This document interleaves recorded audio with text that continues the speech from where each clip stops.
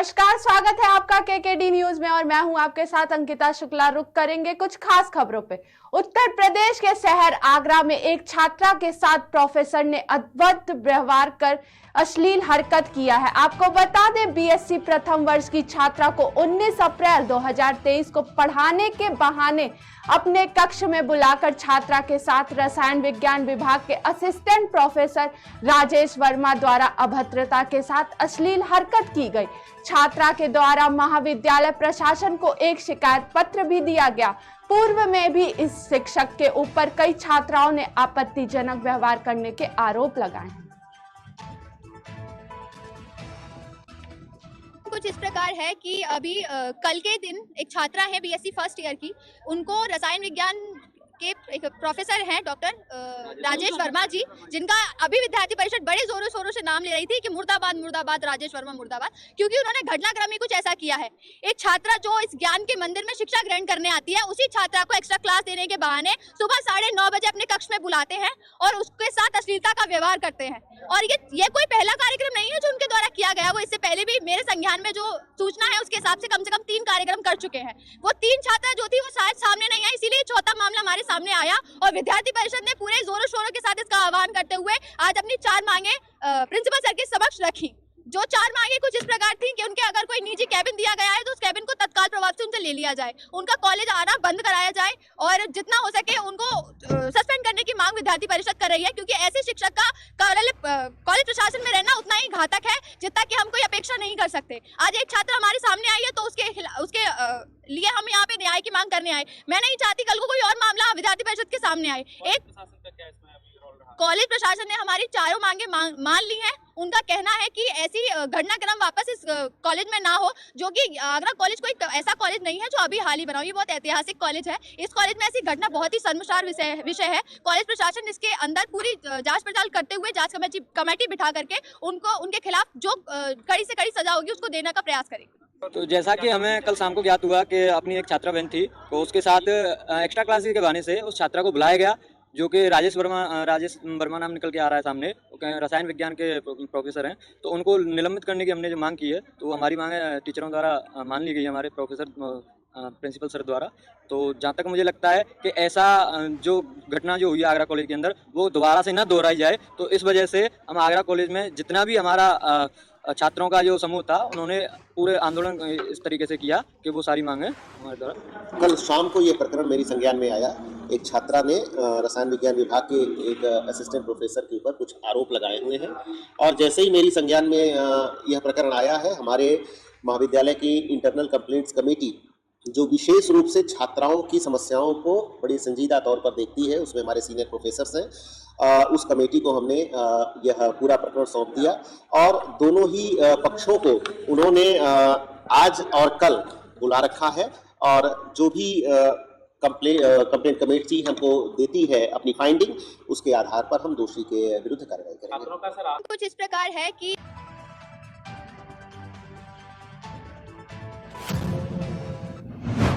खबर यूपी के प्रयागराज से है, जहां अतीक और अशरफ हत्याकांड की जांच एसआईटी और न्यायिक आयोग कर रहा है। इस दौरान आपको बता दें, हत्याकांड की रात जो कुछ भी घटित हुआ उसे दोहराया गया है। एसआईटी और न्यायिक आयोग के बाद फॉरेंसिक टीम ने भी घटनास्थल की बारीकी से तलाश की है।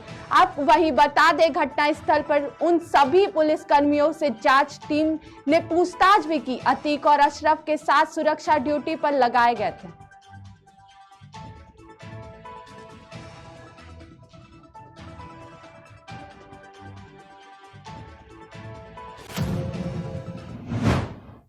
खबर बांदा से है, जहां पुलिस ने अवैध असलहा फैक्ट्री का भांडाफोड़ किया है। वहीं पकड़े गए आरोपी के कब्जे से बड़ी संख्या में असलहा और जिंदा कारतूस बरामद की गई है। आपको बता दें, क्षेत्र के अपराधियों को अपराध करने के लिए अवैध असलहे दिए जाते हैं, जहां छापेमारी के दौरान 9 तमंचे, 1 बंदूक पुलिस ने बरामद किया है। बबेरू पुलिस को तावली के हरदोली गांव में असलहा फैक्ट्री चल रही थी, जो पुलिस ने 2 आरोपियों को भी इसके साथ गिरफ्तार कर जेल भेज दिया है।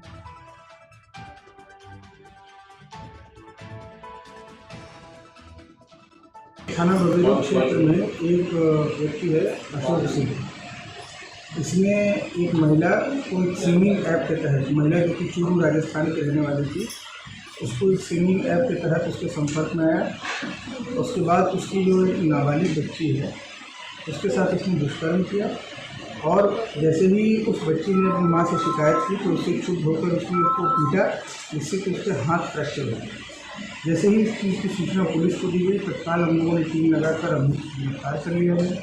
इसमें महत्वपूर्ण बात है कि ये व्यक्ति 2003 में भी एक मर्डर कर चुका है 7 अन्य लोगों के साथ, जिसमें ये जेल गया था।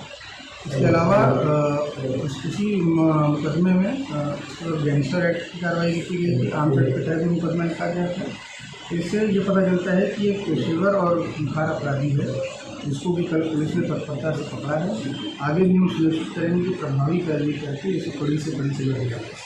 आरोपी ने महिला को मुंबई ले जाने की बात की थी, सर इसका कारण है?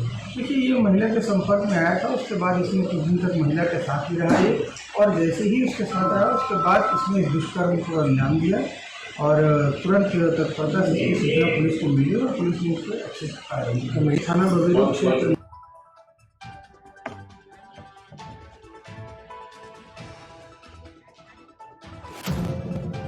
खबर वृंदावन से है, जहां सप्त देवालों में से एक ठाकुर राधा दामोदर दास मंदिर में अक्षय तृतीया की तैयारी जोरों पर चल रही है। वहीं मंदिर परिसर में सेवायतों द्वारा अक्षय तृतीया के पावन मौके पर ठाकुर राधा दामोदर लाल के चंदन श्रृंगार के लिए चंदन घिसने का कार्य प्रारंभ हो चुका है। मंदिर के सेवायतों के द्वारा लगातार 45 दिनों से चंदन घिसने का कार्य किया जा रहा है। वहीं इस संबंध में बताते हुए मंदिर के सेवायत ने बताया कि मंदिर में बड़े गोसाई महाराज आचार्य के सानिध्य में मंदिर परिसर में करीब 45 दिन पहले से चंदन घिसने का कार्य प्रारंभ हो चुका है। श्री राधा दामोदर लाल की जय। चंदन यात्रा महोत्सव की जय। आप ब्रज में जानते हैं कि वैशाख मास के शुक्ल पक्ष में और हम तृतीय तिथि में, जो अक्षय तृतीया तिथि है, उस दिन चंदन यात्रा पूरा ब्रज मनाता है, जिसमें कि राधा दामोदर मंदिर में होली के बाद से पूरे 1.5 से 2 महीने तक प्रातः रोज 8 से 7 घंटे भक्त और गोस्वामीगण रोज चंदन घिसते हैं। उस चंदन को पूरा साथ में करके अक्षय तृतीया वाले दिन भगवान के संपूर्ण शरीर में, अगर हम बात करें ठाकुर जी के मुकुट चंदन का, ठाकुर जी के कंगन चंदन के, ठाकुर जी के पायल चंदन का, ठाकुर जी के माला चंदन का, ठाकुर जी कोई चंदन जिसके साथ चंदन के साथ कपूर, इत्र, गुलाब जल आदि जड़ी बूटियों के साथ उसको शीतल किया जाता है। उस चंदन का लेप ठाकुर जी को लगाया जाता है और उसके साथ भगवान को शीतल एवं सुगंध प्रदान किया जाता है।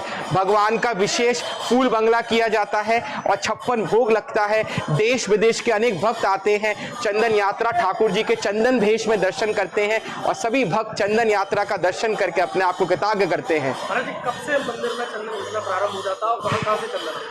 होली के द्वितीय दिवस से चंदन घिसना का जो उत्सव है वो शुरू हो जाता है और ये उत्सव कम से कम 45 से 50 दिन तक चलता है। और इस वर्ष 23 अप्रैल को राधा दामोदर जी का चंदन यात्रा महोत्सव मनाया जाएगा, जिसमें अनेक भक्त आएंगे, ठाकुर जी का चंदन श्रृंगार का दर्शन करेंगे। कहाँ से चंदन आता है? ठाकुर जी का, दामोदर जी का जो प्राचीन नियम परंपरा चला आ रहा है वो है दक्षिण भारत से, साउथ इंडिया से, मैसूर से चंदन की लकड़ियों को मंगवाया जाता है और ठाकुर जी का चंदन उसी लकड़ियों से घिसा जाता है। करीब कितने किलो चंदन से? कम से कम 20 से 25 किलो चंदन लगता है ठाकुर जी का। ये पूरा दामोदर जी को पूरे उनके अंग में चंदन का लेप हम श्रृंगार कर सके, 20 से 25 किलो चंदन लगता है। चंदन के साथ साथ और क्या क्या किया जाता है? चंदन के साथ साथ हम उसमें कपूर, केसर, गुलाब जल, इत्र आदि जड़ी बूटियों को मिलाते हैं। वो चंदन को शीतल करते हैं, मुलायम करते हैं और भगवान को और सुगंधित और आनंद प्रदान कर सकें। श्री राधा